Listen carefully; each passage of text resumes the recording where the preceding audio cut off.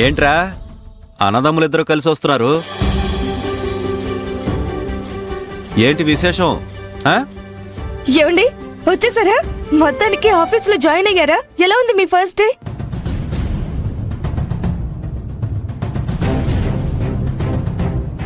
రాజీవ్, ఉద్యోగంలో చేరావా?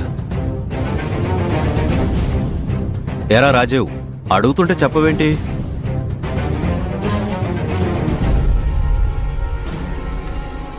అవునా అన్న, కనిష్క్ ఆఫీస్లో జాయిన్ అయ్యాను.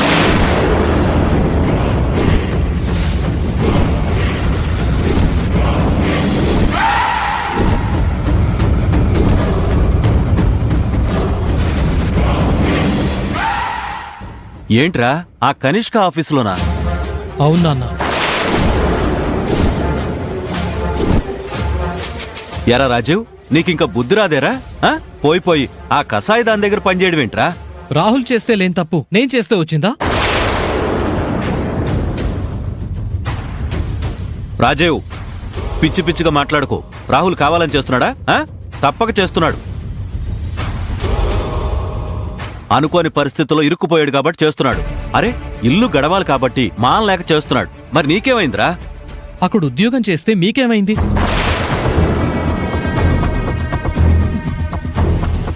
ఎక్కడైనా చేసేది పనే, వచ్చేది జీతమే.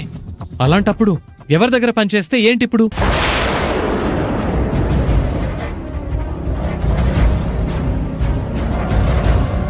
అనయ్య, నాన్నతో మాట్లాడే పద్ధతి ఇది కాదు. ఇంకెలా మాట్లాడాలరా?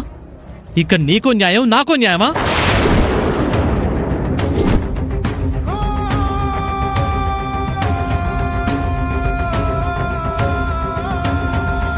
నేను కూడా ఈ ఇంటి కోసమే కదా చేస్తోంది. అది అర్థం చేసుకోకుండా నోటికొచ్చింది తిడుతున్నారు. నేనే చేసినా తప్పు అన్నట్టు మాట్లాడుతున్నారు. నిన్న ఏకంగా చేయి చేసుకున్నారు, లాగి పెట్టి కొట్టారు.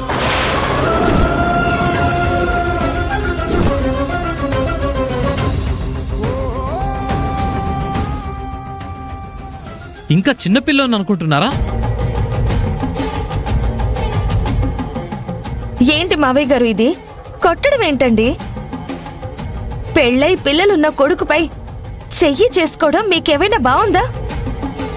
నేనేం పక్కింటి వాడినో పరాయి వాడినో కాదమ్మా. నేను వాడి తండ్రిని. తప్పు చేస్తే ఆ మాత్రం మందలించే హక్కు నాకుంది. నేను కూడా పక్కింటి వాళ్ల కోసమో పరాయి వాళ్ల కోసమో జాబ్లో జాయిన్ అవ్వలేదు. మన కుటుంబం కోసమే జాయిన్ అయ్యాను. అది అర్థం చేసుకోండి ముందు.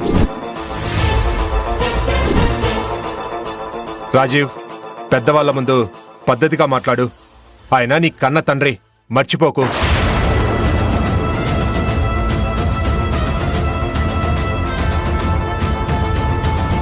పెద్దనాన్న, అన్నయ్య చెప్పిన పద్ధతి తప్పు కాని చెప్పిన దాంట్లో తప్పేం లేదు. ఉద్యోగం కోసం ఎన్నో చోట్ల తిరిగారు, అయినా దొరకట్లేదు కదా. అందుకే ఆయన అలా చేశారు.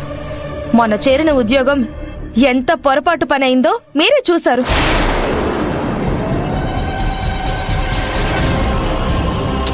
అవును పెద్దనాన్న, ఆయన పక్కనే రాహుల్ కూడా ఉంటాడు కదా, ఇంకెందుకు మీరు భయపడుతున్నారు? ఎందుకోనమ్మా, నాకు నచ్చడం లేదు.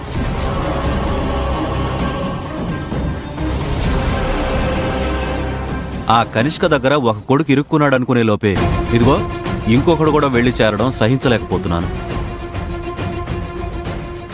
నేను అన్యాయం చేసినా కనిష్క నన్ను ఆదరించింది. నేను పగ తీర్చుకోవాలనుకున్నా నాకు పని కల్పించింది.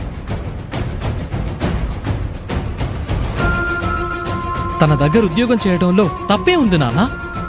ఇందులో ఇరుక్కోవడమే ఉంది? నాకైతే అర్థం కావట్లేదు. రే రాజీవ్, నీకు అర్థమైతే ఇలా ఎందుకు చేస్తావురా? నన్నెందుకు తప్పు పడతావు?